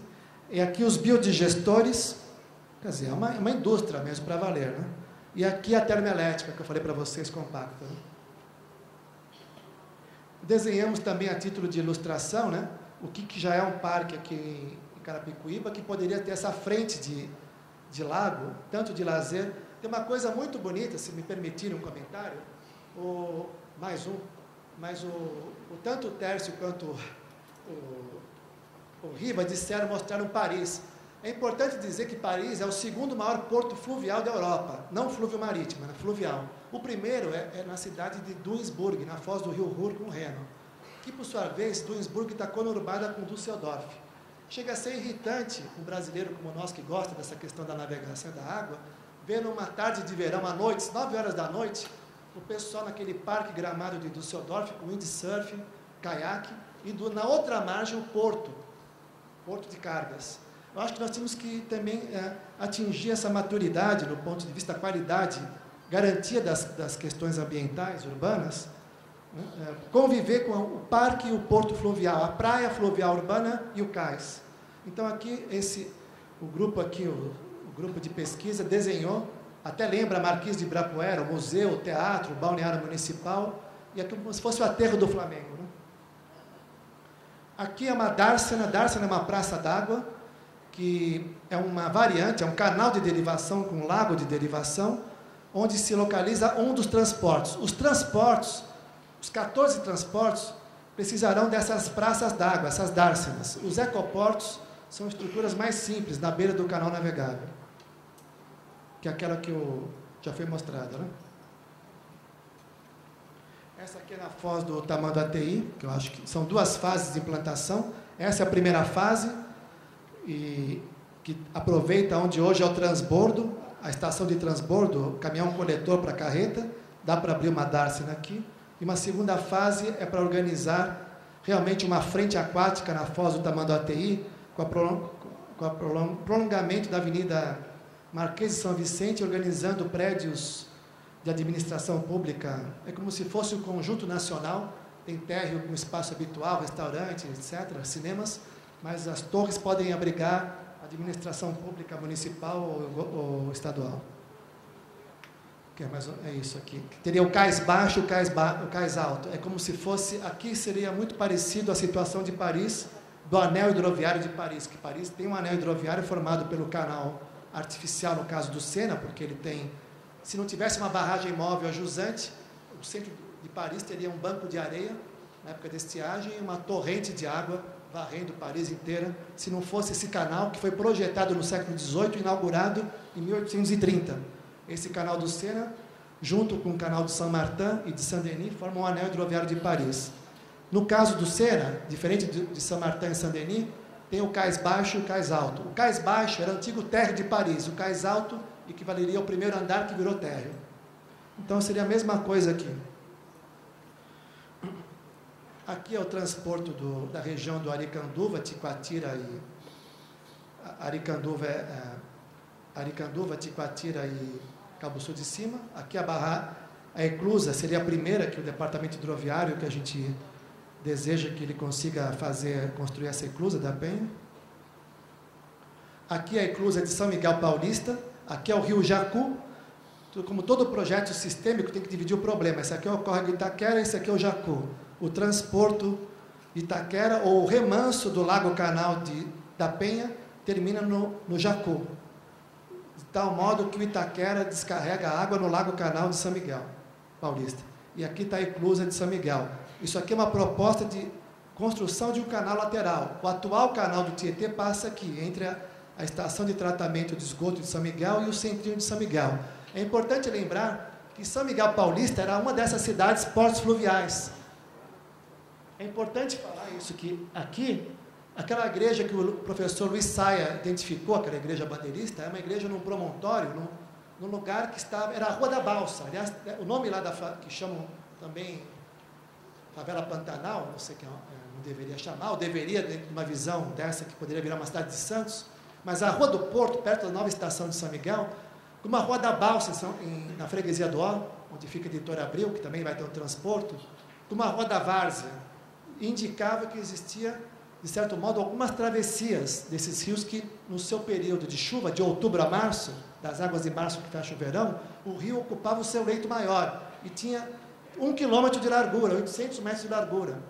A Vila Maria tinha 1 quilômetro, a Vila Carioca, no Ipiranga, 600 metros.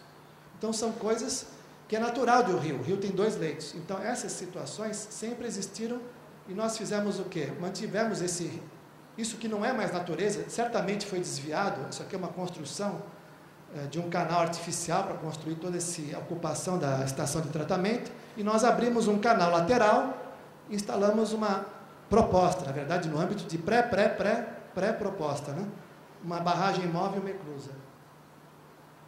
E aqui vocês podem ver tudo que está entre a ferrovia e o rio, que é, na verdade, domínio do rio, é o leito maior do rio. A proposta da FAO é construir uma cidade fluvial. Esses bairros que são assolados pela água, né, ficam 3 meses pavimento térreo submerso, a ideia era tentar redesenhar de maneira meticulosa, capilar, aquilo que o Saturnino de Brito fez de maneira brilhante em Santos, modular com canais transversais esses bairros. A cada 3 ruas existentes, um vira canal com árvores, que possa dar uma estrutura urbana com a presença da água. Não dá para fazer no âmbito da pré-viabilidade, é um trabalho que requer muitas pessoas, no âmbito até da construção coletiva com os moradores, até o ponto de abandonar o térreo e o térreo virar o primeiro andar e assim por diante, como eu falei, que muitas cidades do mundo fizeram isso, e, por exemplo, o Utrecht na Holanda. Então, aqui está uma maquete eletrônica, aqui é a Avenida Jacu Pêssego, né? Então, fica a montante da Jacu Pêssego. Isso aqui é o transporto Jacu Pêssego, que fica no remanso do Lago Canal Penha, que termina aqui, justamente nessa barragem móvel, com eclusa. Aqui, todos devem conhecer o Danilo, né, arquiteto, aluno aqui da FAO, que faz parte do grupo de pesquisa, mostrou uma coisa importante em todos os lugares do mundo, as eclusas. Nós não falamos do desnível das eclusas, que nós, na FAO, defendemos que fique em torno de 5 metros, para ser mais amigável com a escala humana. Na história da construção de canais no mundo, é impressionante que a eclusa se tornou um parque fluvial urbano, onde as pessoas fazem piquenique no verão. Podemos até depois pôr no site essas imagens, que atrai as crianças. É uma máquina hidráulica que atrai a curiosidade e realmente instiga o imaginário para brincar dentro com a máquina hidráulica, né? A eclusa, o girabrequim, a roda d'água. Então, a ideia era que pudéssemos, apesar do ponto de vista estritamente setorial, hidroviário, e tecnologicamente poderíamos rasgar um canal de Coríntio, tipo canal, uma fenda, né? Entre Billings e Itaioçupeba, como tem o canal de Pereira Barreto, mas do ponto de vista urbanístico, seria muito importante que o canal navegável se torne a espinha dorsal dos sistemas de parques e portos fluviais urbanos. Tanto parques fluviais das nascentes, quanto os parques fluviais da foz, dos rios, ou das confluências, como falava o Saturnino, mas, sobretudo, agora, reconhecendo as engenharias do Brasil, do ponto de vista da máquina hidráulica, o Parque Fluvial Urbano das Eclusas, que existe como patrimônio universal, onde essas cidades fizeram isso. Aqui está o o canal atual passa num trecho estreito, aqui é aquele lugar que eu falei que tem as cavas, em Itaquaquecetuba, o rodoanel vai passar por aqui, está um pouco clarinho, né? Aqui é a ferrovia que é para o Rio de Janeiro, nós estamos propondo uma variante, um ramal aqui, que entra no Triporto. O Triporto é uma ilha, aqui é a atual estação de Itaquaquecetuba, que a prefeitura já está fazendo um parque aqui, e nós ampliamos o parque fluvial urbano com marinas, como o aterro do Flamengo, digamos assim. E foi aberto um canal lateral, esse é o canal original, onde seria instalada uma barragem móvel, e aqui o par de eclusas. É essa. Aqui está a estação ferroviária atual de Itaquaquecetuba, estão implementando um parque, a ideia é ampliar esse parque. Aqui é o canal atual, com a barragem móvel eclusa, que também é uma barragem, né, a comporta, represaria o lago-canal de Itaquaquecetuba, cujo remanso seria o pé da represa Itaiaçupeba atual. Esse é o rodoanel, que não está construído, mas tivemos acesso ao projeto. É exatamente aqui que ele está localizado, e aqui é o ramal ferroviário que a FAO está propondo. Esses são os biodigestores, a termoelétrica, e aqui são os pavilhões de processamento das devidas cargas aí. Eu acho que aqui é o Rio Pinheiros, é muito importante. Esse trabalho do Rio Pinheiros, para os alunos da FAO e também para os técnicos que estão aqui, vale a pena se debruçarem nos desenhos e até no memorial descritivo, que a equipe aqui de pesquisa fez 3 ou 4 hipóteses de localização de canal lateral. Muito bom, as propostas são muito interessantes, de primeira e segunda fase e localização das bombas. E, surpreendentemente, o Departamento Hidroviário, com uma proposta até como horrível, provocadora, falou assim, mas será que dentro dessa perspectiva, essa dimensão de projeto, não vale a pena, considerando que a usina da Traição já está com a parte civil já com problemas estruturais, será que não vale a pena, no lugar de puxar o piano, né, puxar o banquinho, ou seja, fazer com que, já que as fundações da usina de Traição precisam receber injeção de polímeros para estabilizar, não vale a pena a gente construir um canal lateral para as bombas e manter o barco em linha reta, como o próprio Tércio comentou, o barco tem que ter canal de aproximação, igual rampa de aproximação do aeroporto. Então, essa manobra que nós fizemos para dentro dessa perspectiva, mas podemos ir muito além, dentro de um pacto coletivo, e chegar à conclusão serena, que envolva todos os agentes, municípios, estados, as agências, Sabesp, DAE, ver que é mais sensato, quem sabe, deixar a eclusa no eixo do rio e colocar as bombas na lateral. Eu digo, a longo prazo, né? Aqui, quando visitamos a usina da Traição, o Billings, a equipe lá que construiu o canal do Pinheiros, abriu essa praça de serviço para construir o canal. Tá? Tem uma foto, quem visitar a usina da Traição vê que exatamente aqui onde está o transporte tinha uma praça de serviço. Aqui é um desenho que mostra o parque fluvial do Pinheiros, que o diretor do departamento hidroviário disse que pedala, né? Que está sendo implementado e que vai chegar até a usina da Pedreira. Essa é a usina da Pedreira. O professor Joaquim Riva disse que aqui o Billings tinha projetado uma câmara da eclusa, mas que infelizmente o pessoal que faz a gestão aqui, o EMAI, vai implantar ou já implantou uma bomba, por isso nós tivemos que projetar um canal lateral, que é esse daqui. Esse canal lateral nós abrimos para ter um grande final, o canal do Pinheiros, antes de ele subir para o lago da Billings, ter o equivalente à Praça do Pôr do Sol aqui em Pinheiros, né? O Parque do Pinheiros poderia ter piscinas públicas, dentro de todos os equipamentos que existirão no Parque do Pinheiros. Esse seria um momento muito interessante, próximo ao Autódromo de Interlagos, e aquela montanha artificial de lixo que vai virar um bosque, né? Então, pode ter toda uma situação, que é a Pedreira, né? Que dá o nome ao bairro, né? Tudo isso aqui pode ser uma situação muito interessante, apesar de não ser muito interessante, ter que desprezar a câmara da eclusa do Billings, a abertura desse canal lateral pode gerar esse lago de manobra para as embarcações, que não só abrigaria as embarcações de carga, mas também as embarcações de turismo fluvial, lazer fluvial. Então, aqui uma maquete eletrônica, né, que mostra, tem 3 hipóteses para a eclusa de Pedreira, que o grupo fez. A hipótese 1 é um desnível só de 28 metros, depois a hipótese 2 é uma escada de eclusas composta por 2 câmeras de eclusa, e a hipótese 3, que diminui esse lago, seria um canal lateral com uma escada de eclusas de 3 eclusas. Né? Essa aqui parece que é a opção mais sensata. Existe uma outra opção, que é a quarta, que é o elevador de embarcações, que os engenheiros Pedro Vitória e o Olavo Leite, do Departamento Hidroviário, mostraram para nós, e está no site. Né? Não é insignificante. E os 3 triportos, Carapicuíba, Itaquaquecetuba, e eu não tenho certeza, acho que está errado, né? É mais ou menos, Então, eu acho que os 15 municípios diretamente banhados pelo hidroanel têm, na verdade, no seu orçamento, com vontade política e com uma articulação política e institucional totalmente com a meta de uma política de Estado, que vai além da política de governo, tem condições de implementar isso. Então, esse triporto do dique da rodovia Anchieta, aqui está o rodoanel, né? Não falei ainda, até agora, a proposta da FAO é fazer o anel ferroviário de cargas junto ao rodoanel.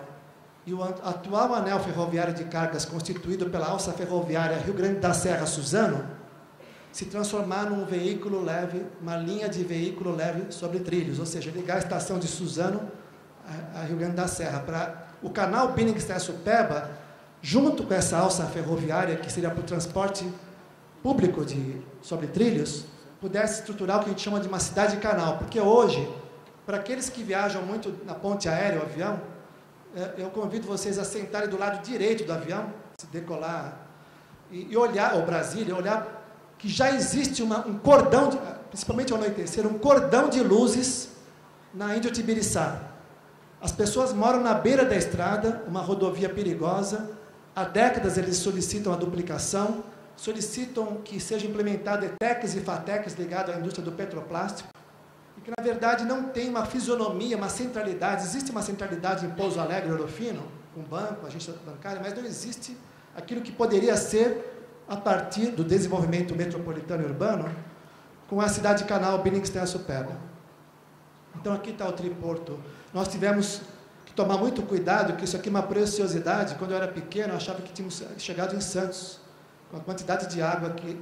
E outra coisa que chamava a atenção, e de todos os professores aqui, né, o Milton está aqui, o Ângelo, o Barossi principalmente, né, Barossi, que aqui, esse prédio é um brinco, né, de arquitetura, que é uma casa de bombas.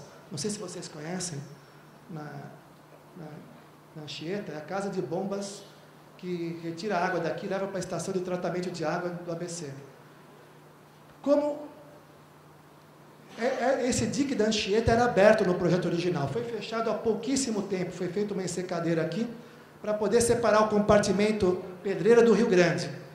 O Rio Grande, que é a montante aqui, fica água potável para abastecer o ABC, porque essa é a bomba que retira a água da Billings, e esse compartimento, a jusante, está, infelizmente, com água poluída.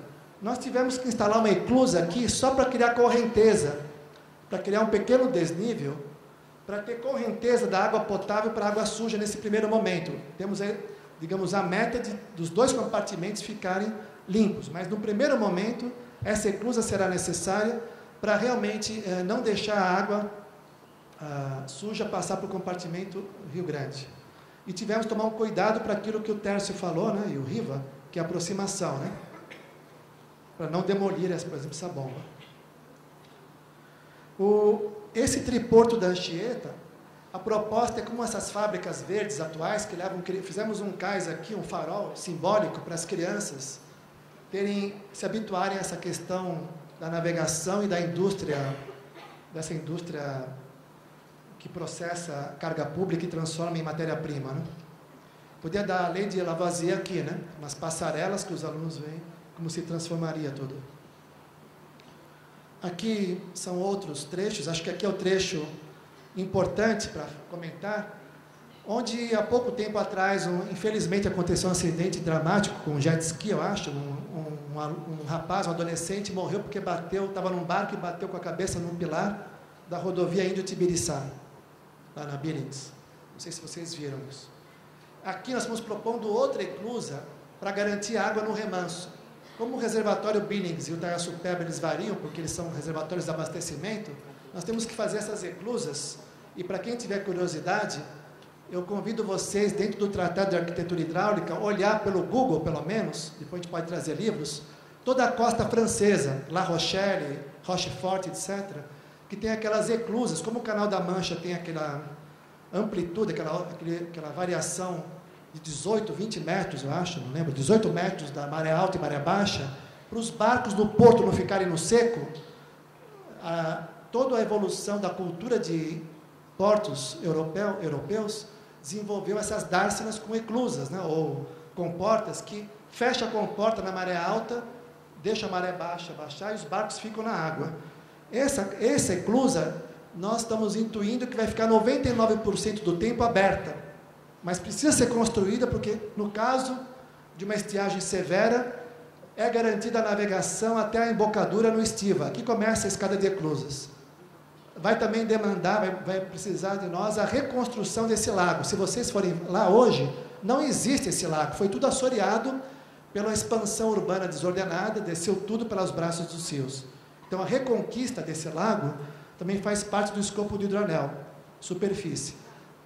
Vocês não conseguem enxergar daí, mas o eixo da navegação não precisa ser tudo isso. Mas a ideia é realmente contribuir para esses usos múltiplos, principalmente lazer.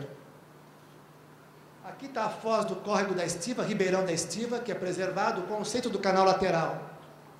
Preserva os leitos menores do Ribeirão da Estiva e do Taiaçupeba Mirim.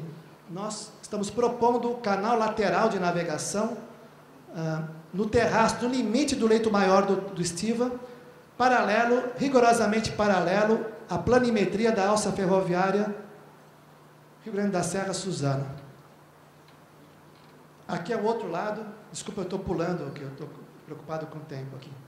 Aqui ao lado é o mesmo tipo de eclusa, esse aqui é o remanso da represa Taiaçupeba. É uma barragem móvel com uma eclusa para garantir navegação para entrar no canal navegável Billings-Taiaçupeba. Provavelmente essa eclusa vai ficar 99% do tempo aberta. E aqui começa, esse aqui é a foz, é o Ribeirão, é o córrego Taiaçupeba Mirim, que é preservado, essa mancha mostra o Parque Fluvial Urbano. Aqui é onde deságua o Taiaçupeba Mirim. E aqui nós temos os lagos de alimentação do canal navegável. Como é navegação em canais estreitos e rasos em pouca quantidade de água, os afluentes do Taiaçupeba Mirim, já existem alguns lagos e sítios aqui. Tem muita chácara e sítio do antigo cinturão hortifruti grangeiro.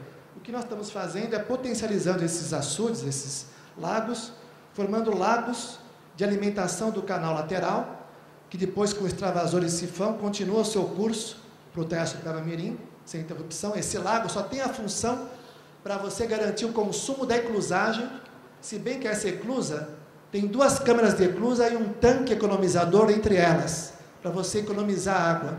Você joga uma água para um tanque, para outra eclusa, é limite tendendo a zero, não sei se posso falar assim. Tem um último volume d'água que vai ter que ser gasto, rio abaixo, que é a altura do calado do barco. Mas esse volume do calado do barco poderia estar garantido por esses lagos de alimentação, que são esses aqui. Esses lagos de alimentação, que são os próprios rios, podem conformar verdadeiros lagos, ou bairros dos lagos, casas do lago aqui, né? Hoje que está totalmente sendo invadido de maneira descontrolada. Ainda daria tempo, com um projeto de participação integrada com os moradores, construir esses bairros fluviais. E essa modulação que eu disse para vocês, que os afluentes podem modular, tanto lá na Zona Leste como aqui, da mesma forma que o Saturnino de Brito modulou aquele banco de areia e aquele pântano que era Santos. Se não fosse aquela modulação urbana de canais, Santos não seria viável ocupar, né?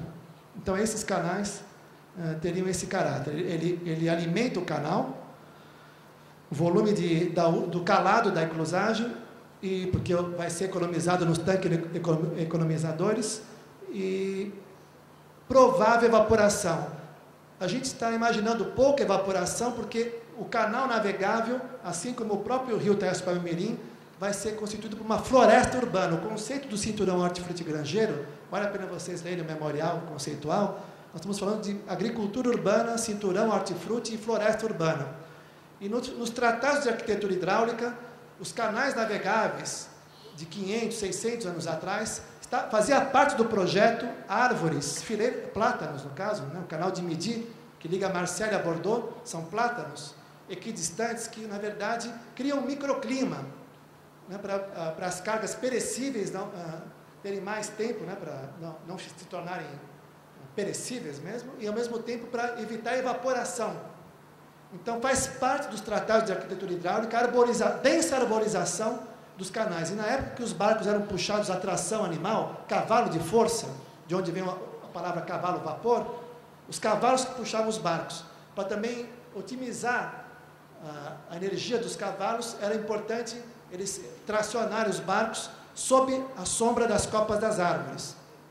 E o tipo de árvore, a raiz, armava o dique lateral, ou seja, uma terra armada que arma o dique lateral. Ou seja, nós imaginamos que esse canal lateral, por densa arborização que ele terá nas suas margens, terá pouca evaporação, mesmo porque aqui é o lugar da terra da garoa, aqui só tem neblina e chuva. Né?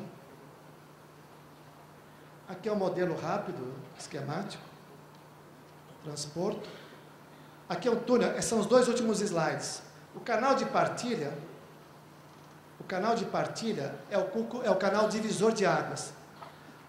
A escada de eclusas do Tayaçu-Paramirim tem 9.900 metros de extensão, não tem nem 10 quilômetros. A escada de eclusas do Estiva tem 3.800 metros, né? Mais ou menos. Não, 2.800 metros. A escada de eclusas do Estiva tem 2.800 metros.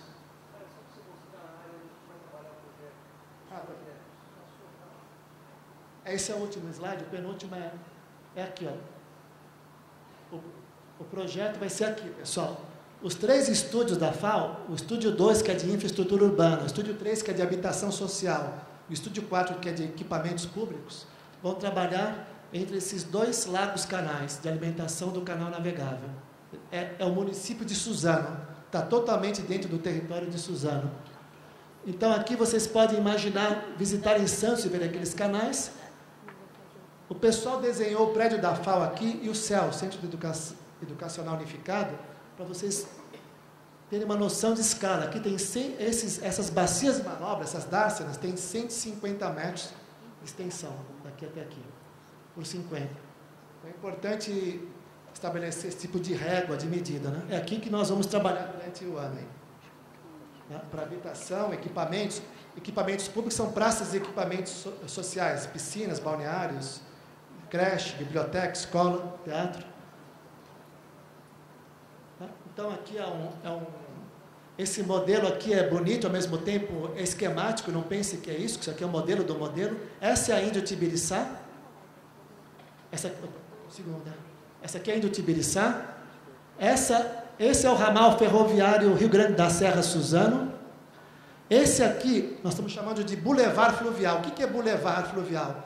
Boulevard com R no final, não D, no dicionário Aurélio, significa rua ou avenida com largos passeios públicos, esses passeios densamente arborizados. Bem adequado à atual política nacional de mobilidade urbana, que fala para valorizar pedestres e ciclistas. Então, na verdade, quem for ler o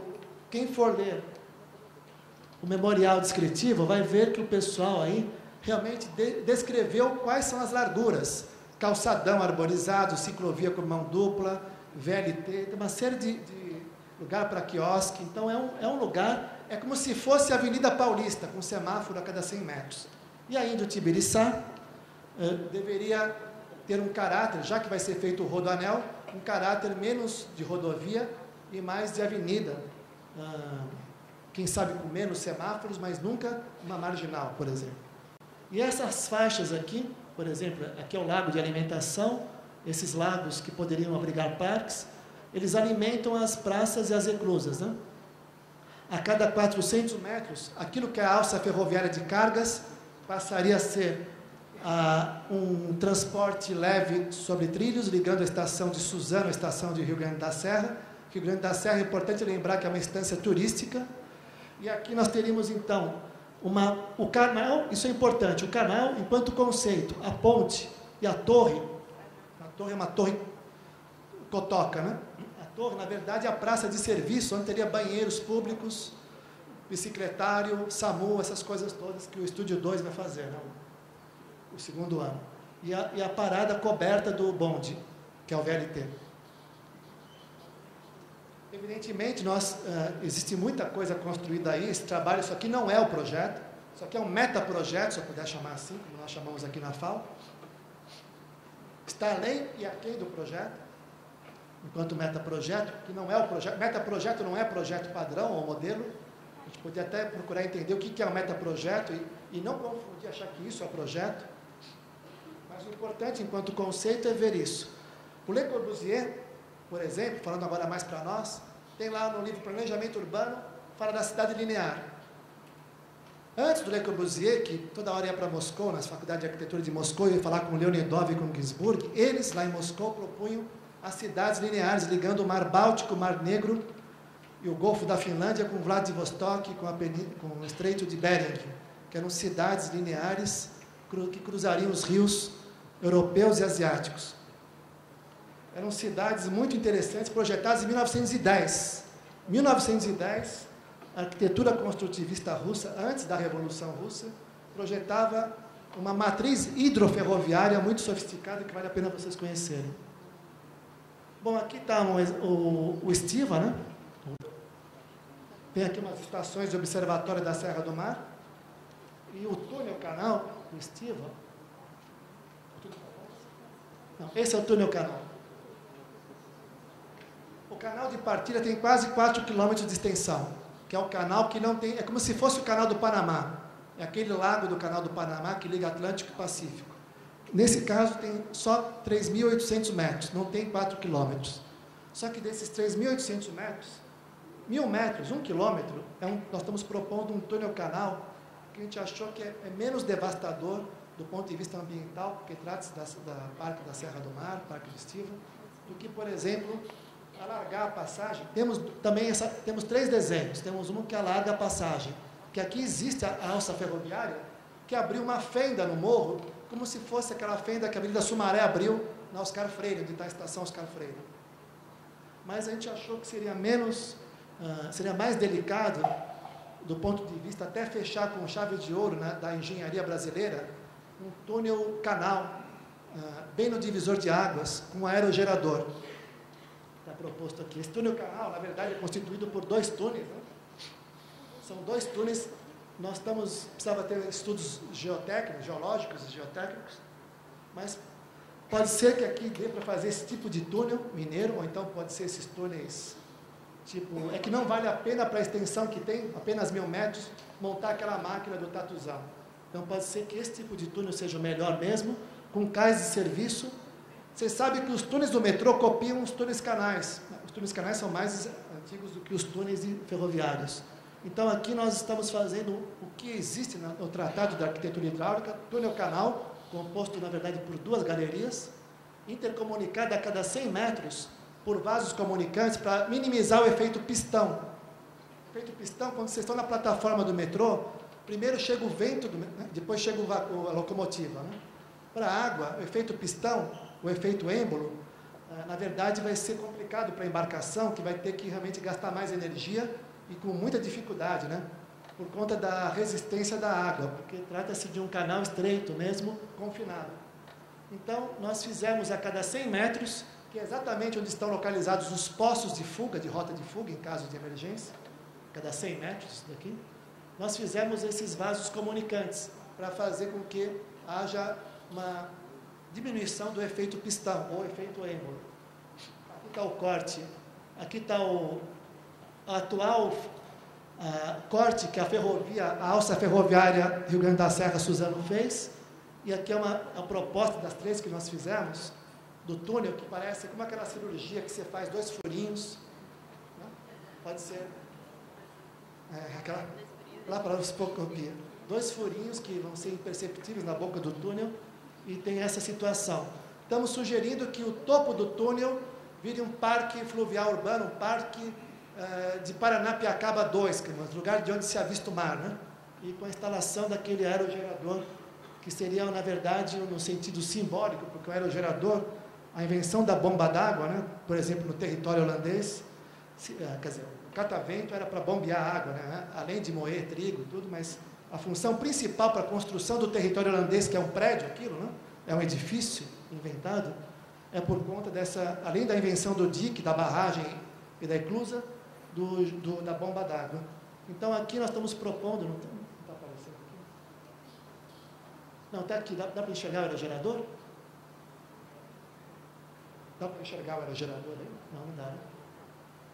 Bom, enfim, depois vocês vejam lá na prancha. Mas é isso, o Danilo, a turma toda que imaginou, isso que eu falei para vocês do Parque da Eclusa. O Parque da Eclusa é muito importante para a construção de um imaginário urbano, metropolitano, que tanto falta para nós aqui, né? E nós insistimos, do ponto de vista da articulação arquitetônica e urbanística, que as proporções da largura do canal e profundidade preservem aquilo que, por exemplo, existe no Gotha Canal, que liga Gotemburgo a Estocolmo, que existe no canal de Medi, que existe no canal de Nova York, que liga Nova York a Detroit, por exemplo, e assim por diante, que viabilizou, inclusive, a independência norte-americana. Quem quiser se debruçar na história das infraestruturas fluviais, é muito interessante entender o Erie Canal, né, como um canal pioneiro para a independência norte-americana. Aqui está a equipe toda. Eu queria reforçar a dimensão coletiva, se vocês, 2 minutos de atenção. São 30 pessoas, alunos da graduação, alunos da pós e arquitetos recém-formados. Esses arquitetos recém-formados fizeram TFG sobre isso. Mas eu não posso deixar de mencionar toda a equipe da FAO, né, professores e alunos, todos, né, que participaram dessa construção coletiva na história dos 60 e poucos anos da FAO. E, sobretudo, eu podia falar aqui de 2 ou 3, mas eu gostaria de reforçar o professor Paulo Mendes da Rocha, arquiteto Paulo Mendes da Rocha, filho do engenheiro Mendes da Rocha, titular da cadeira de Portos, Rios e Canais da Escola Politécnica, professor emérito da Poli, e que construiu todo esse imaginário infraestrutural, tanto para a engenharia brasileira, no que se refere à interligação das bacias hidrográficas, como também para a FAO, através do Mendes da Rocha, arquiteto, Paulo Mendes da Rocha, nosso professor, o imaginário da importância, junto com Vila Nova Artigas, na invenção do TGI, junto com Hélio Duarte, da importância de nós pensarmos a arquitetura que interessa, que é a arquitetura da cidade, que é a arquitetura dos espaços públicos da cidade, nos seus aspectos infraestruturais, de equipamentos públicos e habitação. É importante também falar que, dentro dessa perspectiva, nós da FAO estamos sempre ligados a essa questão da arquitetura da construção ou da arquitetura da engenharia, que era interessante a gente reforçar aqui como estímulo. A quarta-feira, acho muito importante todos os estudantes participarem para ter esses desdobramentos no âmbito da iniciação científica e da cultura e extensão. O último agradecimento é ao professor Arnaldo Martino, que foi o meu orientador de mestrado e doutorado, e que, quando era estudante da FAO, o TGI dele, orientado pelo Artigas e do Paulo, fez como projeto uma eclusa, como TFG ou TGI, uma eclusa na hidrovia Tietê-Paraná. Então é isso, pessoal.